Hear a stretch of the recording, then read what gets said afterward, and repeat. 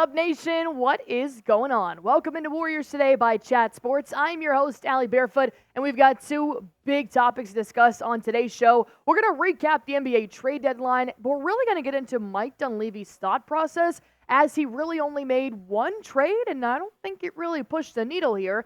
But on the back half of the show, we're going to talk about how the Golden State Warriors are on a hot streak. They've won the last 4 out of their 5 games. But there's a reason why these next 4 games ahead of the All-Star break are really important, so you're going to want to stick around. But first and foremost, going ahead and jump back into 2 days ago's NBA trade deadline. If you think Dunleavy should have traded for more players than just giving away Corey Joseph for a second-round 2024 pick, go ahead and like this video, because that's the wave I'm on right now. And I read your comments. I saw a lot of you saying, what was he thinking? So go ahead and like this video if you guys thought, what the heck is Dunleavy doing on the NBA trade deadline? Because they were actually going after some pretty top talent in the NBA. They did make calls about Kelly Olynyk. They did make calls about Alex Caruso and Bojan Bogdanovic. Now, Olynyk and Bogdanovic did end up getting traded, but Alex Caruso stayed put. And the reason why Alex Caruso and the Warriors didn't make a trade is because they wanted Kuminga.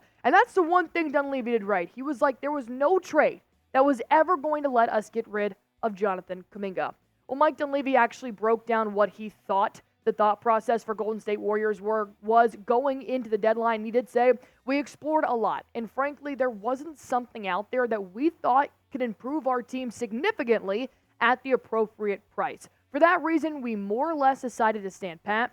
Part of that is that we still believe in this roster. And I see what he's saying here in the sense that, look, you guys have a $208 million payroll. There's only so much expenses you can give out to really make the Warriors a championship-level team this year. They're not going to go out and get somebody like Kevin Durant again because simply they can't afford it. So Dunleavy did decide to make a move just slightly after the deadline did end, and that was Corey Joseph and some cash considerations, $5.8 million to the Pacers, and in return, they got a 2024 second-round draft pick, which they didn't have, and we've seen what Trey Jackson-Davis and Brandin Podziemski have done for the Warriors, and they were both draft picks last year, so maybe it could pay off for Dunleavy. But overall, he did continue to go on and say, as Gareth Burke said, that Kuminga was untouchable for a trade.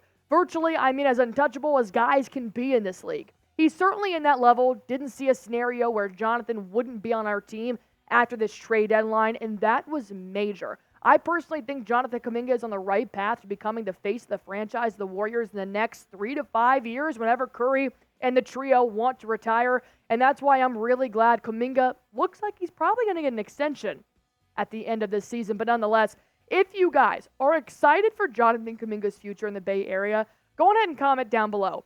Just type Y for yes, type N for no. I'm super excited to see what this young kid is going to do for the Golden State Warriors. He's putting in double-digit points a night, and he's pairing very well against another young face of Brandin Podziemski. While you guys are putting your comments down below, let's take a quick second here to give a huge shout-out to Prize Picks, a sponsor here on Warriors Today, the #1 daily fantasy sports app in America. I'm playing it, Smitty's playing it, and you guys want to make sure you're playing it before the big game on Sunday. I know there's a lot of San Francisco 49ers fans watching here on the Dub Nation.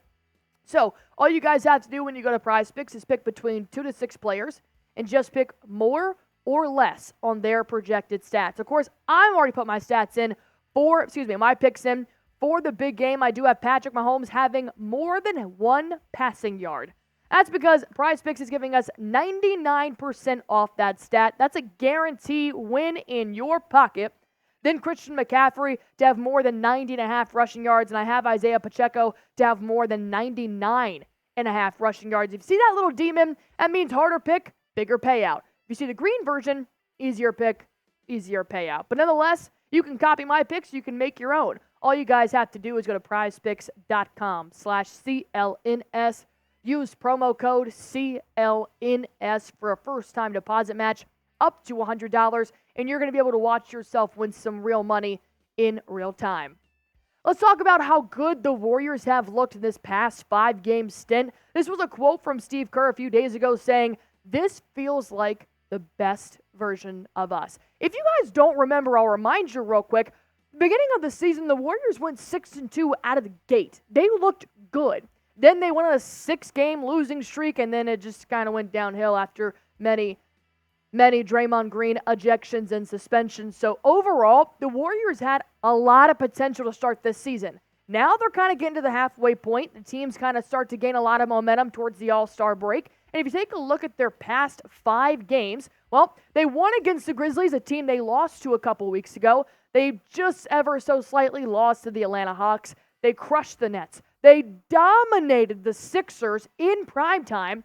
And then they went and beat the Pacers 2 nights ago after trading with them that day. This is looking like a Warriors team that I can get behind, especially when I looked back at their past 5 games. I'm like, what's different?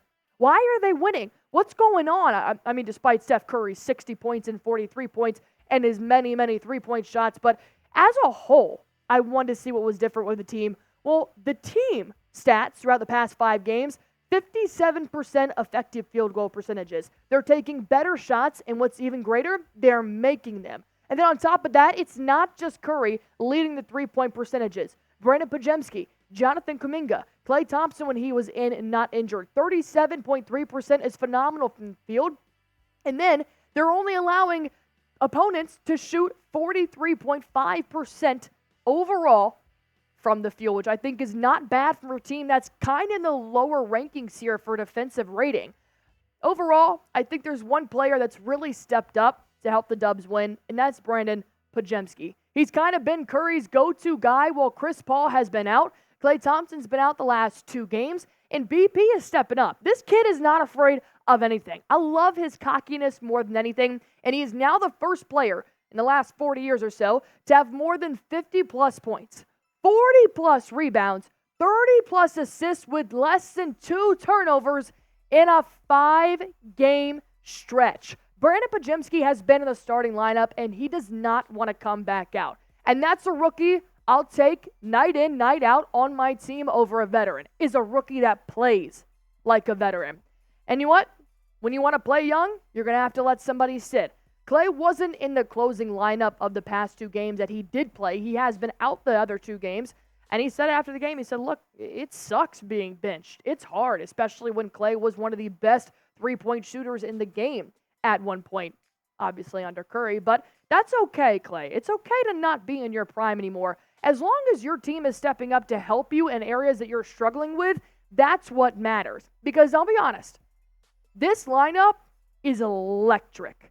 I really like Brandin Podziemski and Steph Curry. I think they work extremely well together. I'm not worried about his 9.5 points per game. Points will come. What he's doing outside of scoring, assisting, crashing to the board, I'll take that any night of the week. For some reason, Draymond Green seems to be the magic between Andrew Wiggins and Jonathan Kuminga. They suck playing together, but with Draymond, they make magic. I don't understand it, but basketball is a game of numbers. Overall, do you think Klay should return to this starting lineup when he comes back from his injury? Because I've really liked Brandin Podziemski. I think he's been great. I think he's helping Steph Curry, which Curry has desperately needed somebody to lift the weight off his shoulders. No, he's not putting up 60 points a night, but he's doing other things.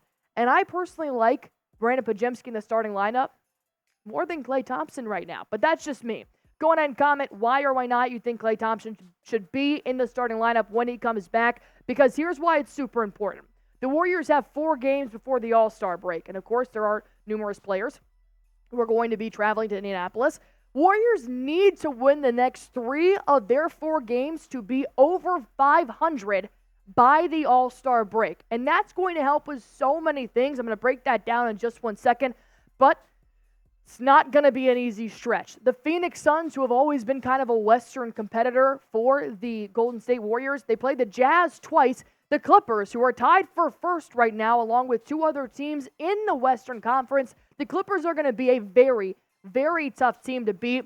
But if you can beat the Suns, the Jazz, and the Jazz twice on the road, that would be big time for the Warriors. Because here's the thing.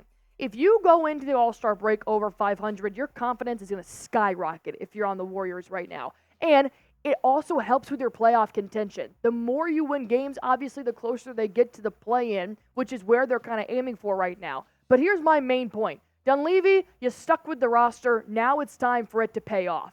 No more distractions, no more trade rumors. They're all done now. So now that you've decided to stay with this roster, and if you think you have faith in them, show it and let's win some ball games. Nonetheless, something else that happened two nights ago, my days are all jumbled, is that Steph Curry hit his 23,000th career point.